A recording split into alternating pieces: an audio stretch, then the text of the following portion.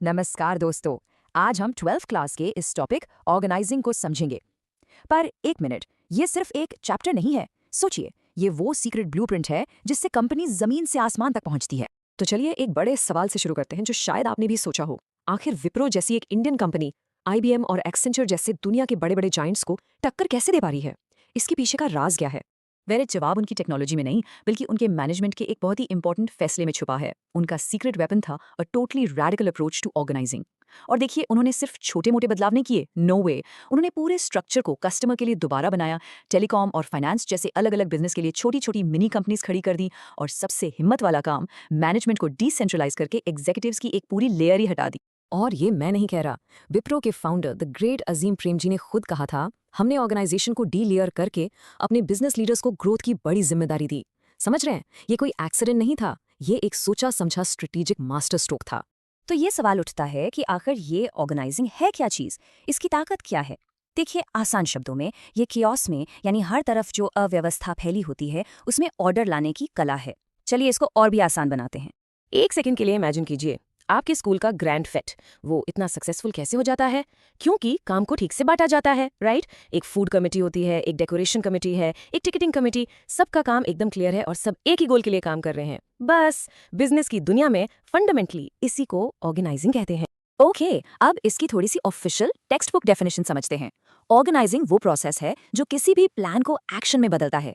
ये क्लियर करता है कि भाई कौन क्या करेगा, लोग एक दूसरे के साथ कैसे काम करेंगे, और सबसे जरूरी, कंपनी के रिसोर्सेज, पैसा हो, लोग हो, उनका सही इस्तेमाल कैसे होगा ताकि हम अपने गोल्स को अचीव कर सकें। तो सवाल ये है कि ये होता कैसे है? वेल, आइए देखते हैं इसका फर्स्ट स्टेप ब्लूप्रिंट, जिससे कोई भी ऑर्गेनाइजेशन बिल्कुल स्क्रैच से खड़ी हो सकती है। ओके, स्टेप 1 है identification and division of work, मतलब पूरे बड़े से काम को छोटे छोटे मैनेजेबल हिस्सों में तोड़ना। सिंपल। फिर आता है स्टेप 2, डिपार्टमेंटलाइजेशन। यहाँ आप एक जैसे सारे कामों को एक ग्रुप में डालते हैं, जैसे सारे सेल्स के काम सेल्स डिपार्टमेंट में। इसके बाद है स्टेप 3, असाइनमेंट ऑफ ड्यूटीज। सही काम के लिए सही इंसान को चुनना, उसकी स्किल्स के हिसाब से। और आखिर में सबसे जरूरी स्टेप 4, एस्टैब्लिशिंग रिपोर्टिंग रिलेशनशिप्स। इससे हायरार्की बनती है और सबको क्रिस्टल क्लियर होता है कि कौन किसे रिपोर्ट करे। लेकिन इतनी मेहनत करनी क्यों है? What's the real pay off? Let me tell you, एक वेल ऑर्गेनाइज्ड प्लान के फायदे इतने पावरफुल हैं कि वो कंपनी की किस्मत बदल सकते हैं। सीरियसली। देखिए, जब आप ठीक से ऑर्गेनाइज करते हैं तो आपको मिलता है स्पेशलाइजेशन।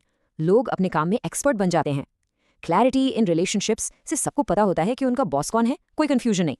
रिसोर्सेज वेस्ट नहीं होते, कंपनी बदलते वक्त के साथ आसानी से अडेप्ट कर पाती है, एडमिनिस्ट्रेशन स्मूथ हो जाता है।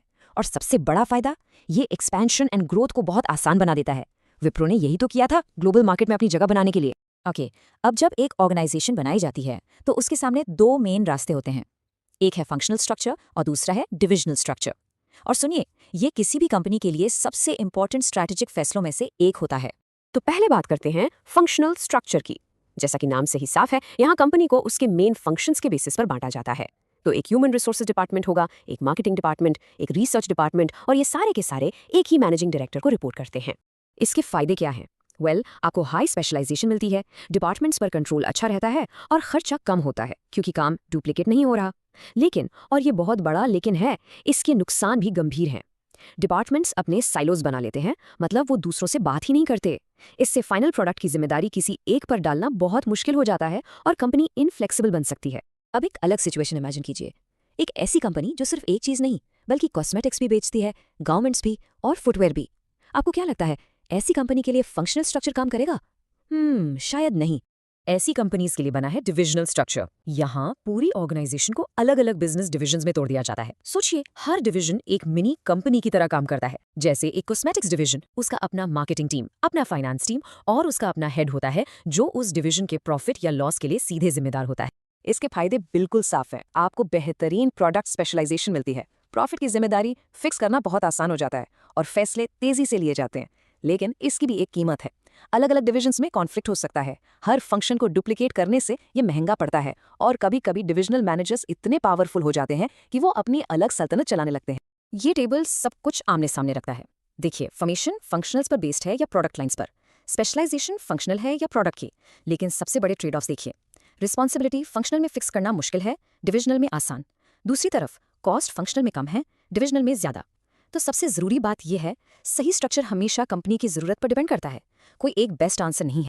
अब एक सवाल आपके लिए, अगर आप अपनी कंपनी शुरू कर रहे होते तो आप कौन सा स्ट्रक्चर चुनते, फंक्शनल या डिविजनल? और सबसे इंपॉर्टेंट, क्यों? सोचिए और कमेंट्स में हमें जरूर बताइए। इस पूरे एक्सप्लेनर से अगर एक चीज आपको हमेशा याद रखनी है तो वो ये है, ऑर्गेनाइजेशन का स्ट्रक्चर कभी भी पत्थर की लकीर नहीं होता, वो स्टैटिक नहीं होता। जैसे जैसे कंपनी बढ़ती है और उसके गोल्स बदलते हैं, उसके स्ट्रक्चर को भी साथ में इवॉल्व होना ही पड़ता है। ऐसे ही अच्छे वीडियोस देखने के लिए LLB स्टूडेंट अड्डा को फॉलो करें एंड सब्सक्राइब करें।